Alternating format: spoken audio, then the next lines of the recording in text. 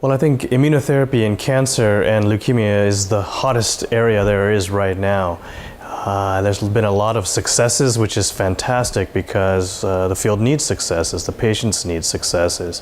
There are multiple different areas or different ways of modulating the immune system as it relates to leukemia. One should never forget that bone marrow transplantation, which has been around for 40 years, is fundamentally an immunotherapy, where the immune system of the donor is transferred to the patient and ultimately eradicates the disease.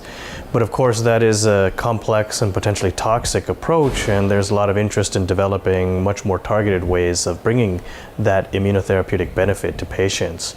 So CAR T cells, chimeric antigen receptor T cells, are a big area of interest. They've shown very potent activity, particularly in lymphoblastic leukemias, and in many patients for whom there have been remarkable responses.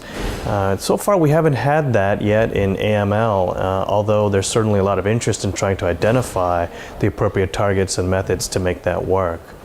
Another area of interest is in different types of antibody or variants of antibodies that can modulate the T cell responses against leukemia. There's an approved agent, blinatumomab, for the treatment of ALL, again targeting CD19 like the CAR T cells. And there are a number of agents under investigation in AML that use a similar type of a strategy of having a bifunctional antibody grabbing the T cell and bringing it to the target cell. And then there are a variety of different types of processes or modulations that come in between that, some using different targets, some using antibodies, some using different aspects of the immune system, and it'll be exciting to hear about all those different topics tomorrow.